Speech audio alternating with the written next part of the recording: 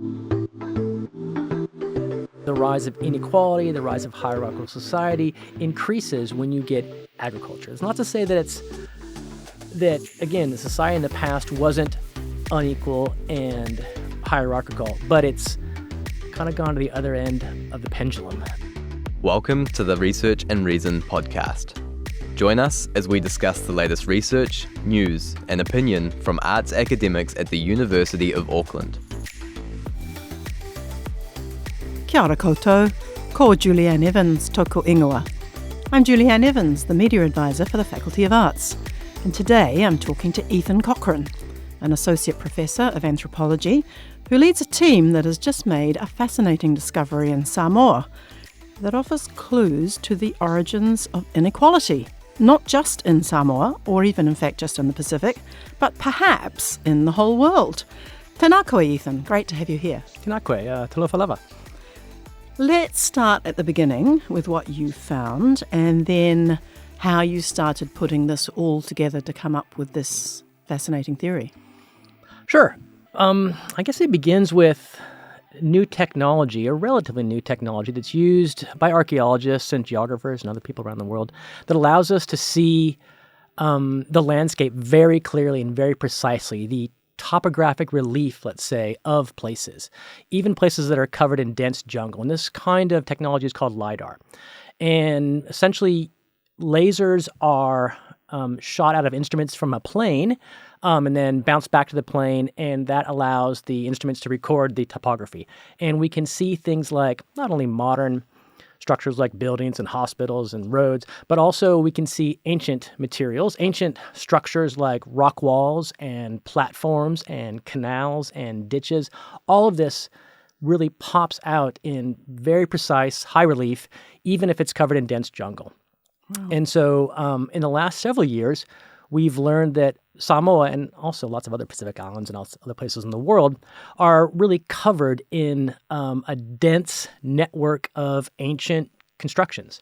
And using this technology in Samoa, around some villages on the north coast of ʻUpolu Island, villages Salufata and Falefa and Falefa, we've discovered kilometers of rock walls of different kinds, hundreds, maybe even upwards of 1,000 stone and earth platforms that would have been used for either house foundations or larger ceremonial structures. And we have found agricultural ditches that are used to remove water from the landscape to make agriculture more productive. And that is it's almost impossible to kind of describe how ubiquitous these features are across the landscape. And are you the first team of people to have discovered this? I mean, how old are these structures then? This same kind of analysis is also being done by my colleagues at the National University of Samoa. And in the last, I'd say, since about 2018, they and myself and colleagues here in the University of Auckland have begun publishing about these findings. But really just the earliest publications, their earliest research was indicating that these structures existed, which was itself amazing for people. That the archaeology of Samoa and other Pacific islands is so dense, let's say.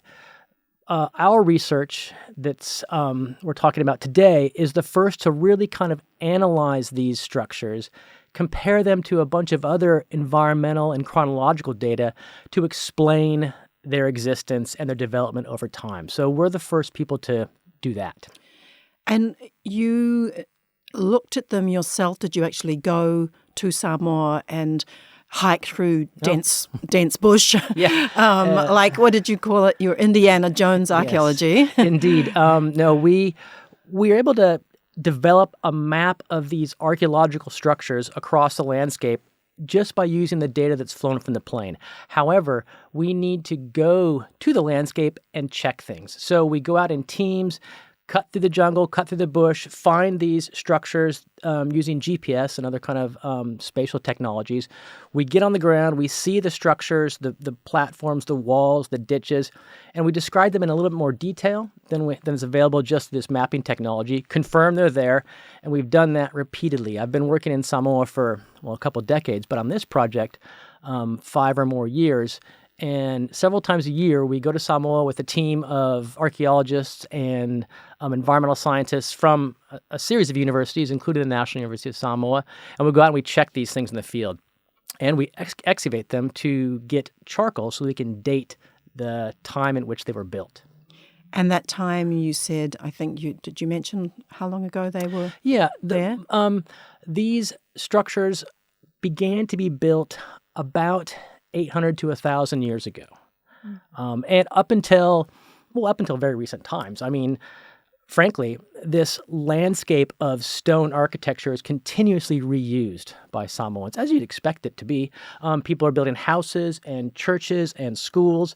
And I've had friends in Samoa tell me, "Oh yes, we took the rocks from this wall over here to build the church over there." And that's not happening just in the last 50 years. That's been happening for the last 1,000 years. People are constantly rebuilding this landscape, and we do have ways to kind of determine if a structure is how recent it is, how old it is, if it's been remodeled, for example. There's lots of ways we can determine that. So we do know those things. These structures that we're going to talk about more in detail soon, they have not been touched by people for a while, though, have they? They're they're under dense bush and sort of people might have known about them, but they're not kind of in use. They're just sitting there as a ruin. Is that that's fair to say. Yeah. Some are used.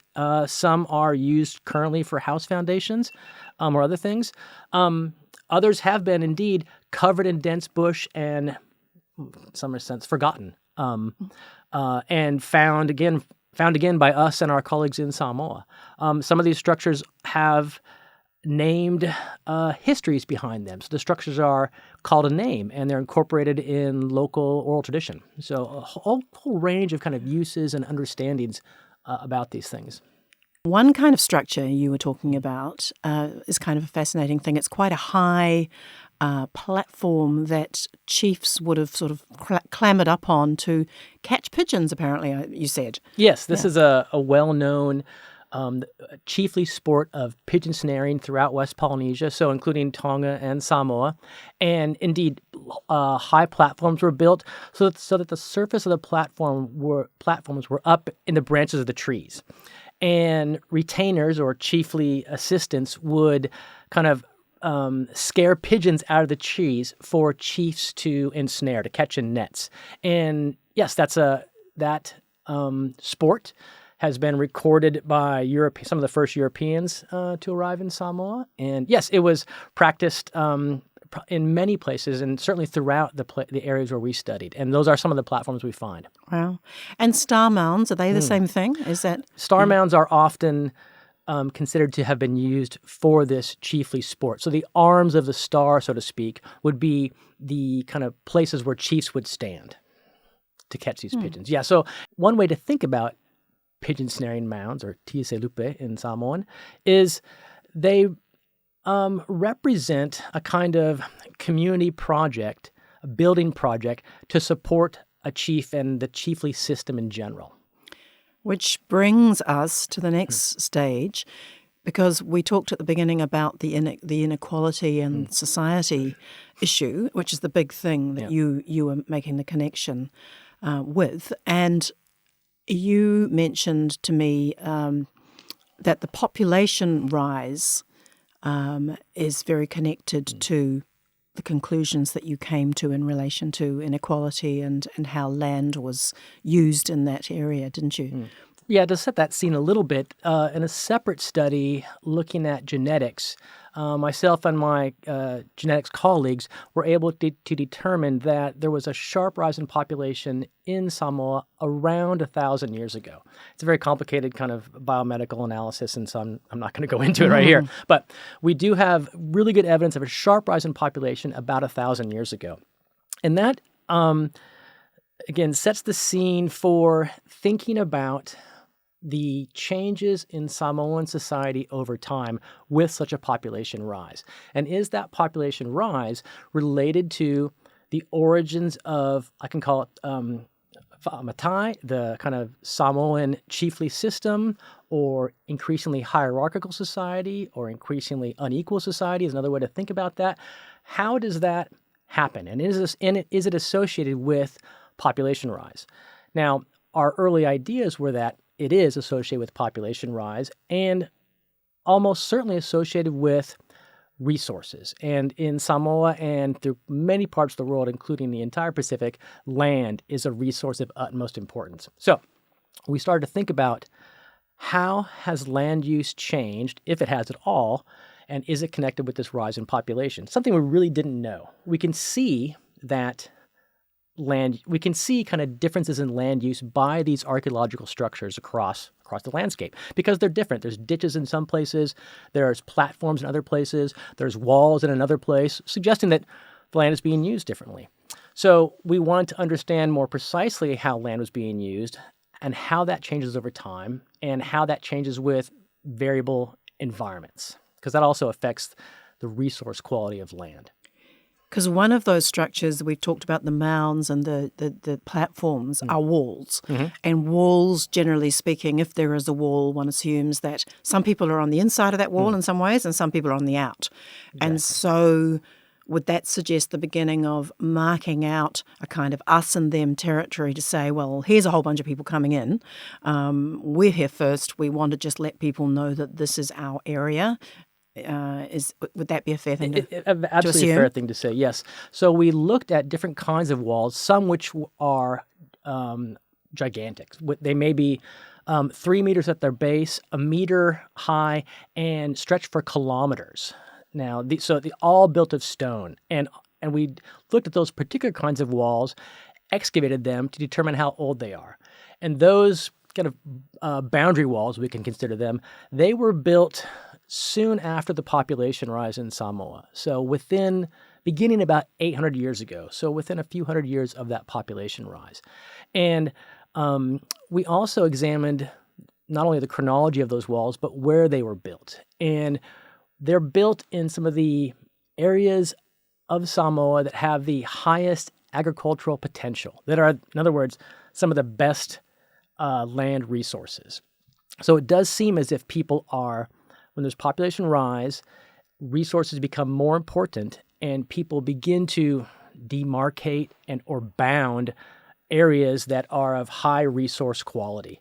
They do that first before it happens in areas of lesser resource quality. And then how would that have led to the rise of that chiefly system? Who would have been in and who out, in other words? These walls are so large that they really require community organization to build. And you can also expect a kind of community organization to, I'll say defend, but I don't really mean there's, warriors staying on these walls with weapons, but just to police might be a good way to think about it, to police an area. That's a community problem. And when we think about in terms of resources and ecology and environment and evolution, people who contribute their time and energy and thought and their own personal resources to a kind of community good, like defense or policing of a resource. That doesn't always happen very easily. For that to happen, we need some kind of payback, political organization to encourage that kind of behavior. And so we see the rise of individuals who have that ability to encourage behavior, individuals who have perhaps a greater status, greater control of the population, chiefs, in a word. We link the rise of that kind of individual with this timing and defense of these resources. Because it's not so dissimilar from sort of a European feudal environment, is it? Where somebody takes over and they've got a bigger army than the other person, and then they then have a castle to defend, or and a set of resources within that they kind of keep to themselves. Would that be a similar kind of thing? Absolutely, and that's why this research is not. It's at one level, it's very much about Samoa, and there's lots of intricacies of that particular context in terms of population, distribution, and oral traditions of Samoans and their own chiefly genealogies, which hook into this in a very interesting way. But as you mentioned, this problem is also, the issue is a global one. How do we think about the rise of hierarchical or unequal society across the planet? And this kind of hypothesis or this idea here that I'm talking about is typically called a collective action problem, where individuals have to come together and sacrifice some of their own benefits for the greater good. Those collective action problems are often associated with resources, natural resources, and that applies around the world. You've probably heard, this is maybe some apocryphal note, but wars around the world are never about what leaders say wars are about. They're about resources, right? And we all kind of know that intuitively. Is it about religion? Is it about democracy? Maybe, but a lot of it's about resources. And that applies today. It applied in feudal Europe. It applied 1,000 years ago in Samoa. The same kinds of processes, in general, explain these changes in society. And I guess that must have happened when we stopped being a nomadic people, in that we stayed in one place, we stayed on the land, we passed that land down to our ancestors. Whereas before, I imagine hunter-gatherer societies moved on from place to place and followed the mammoths or the summer and the winter and all those things. And I guess they didn't have, at that point, any feeling of possession over one piece of land. Would that be the transition that we're talking about? That's certainly relevant. So as I've talked about in class sometimes, 15, 20,000 years ago, everyone on the planet were in these hunter-gatherer societies. And hunter-gatherer societies are generally more equitable. That's not to say they're not without status and power differences within a group of people, but much less than today.